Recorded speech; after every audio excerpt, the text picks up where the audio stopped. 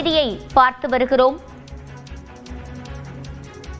பாமகவில் வேட்பாளர்களை தேர்வு செய்யும் பணி தொடங்கப்பட்டு விட்டதாக ராமதாஸ் அறிவித்திருக்கிறார்.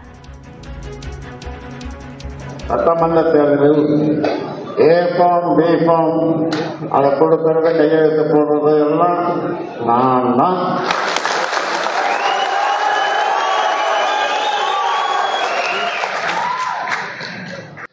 வருகின்ற 2026 சட்டமன்ற தேர்தலில்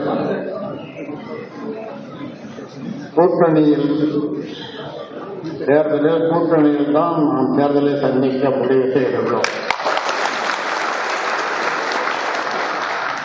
அதற்கான அதிகாரத்தினை எனக்கு நீங்களும் தற்போது ஏகமனதாக தீர்மானித்து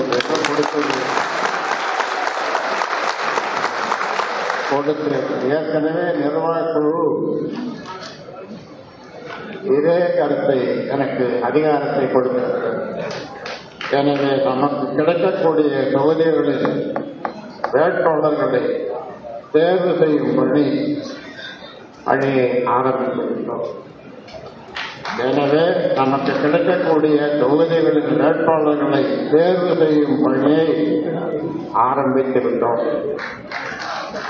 எனவே வெற்றி வாய்ப்புள்ள அனைவரும் தங்கள் விருப்ப மனுவை கொடுக்க ஆயத்தமாகும்.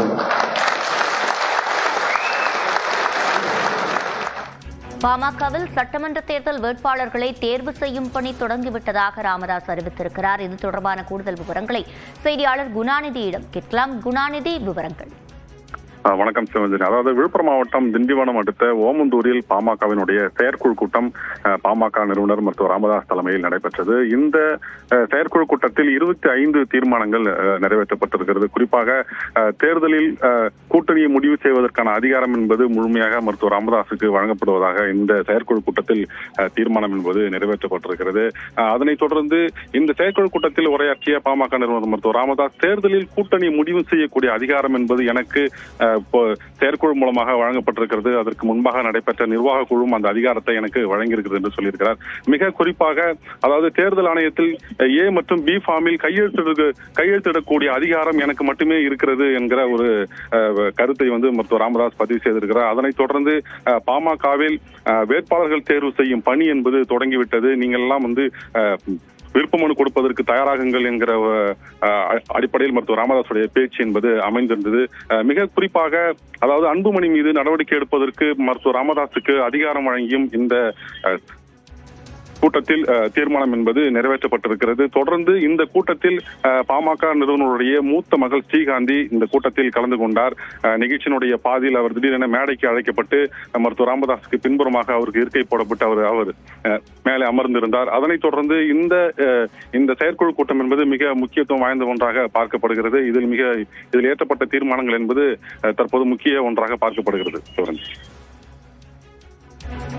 விவரங்களை வழங்கியமைக்கு நன்றி குணாநிதி.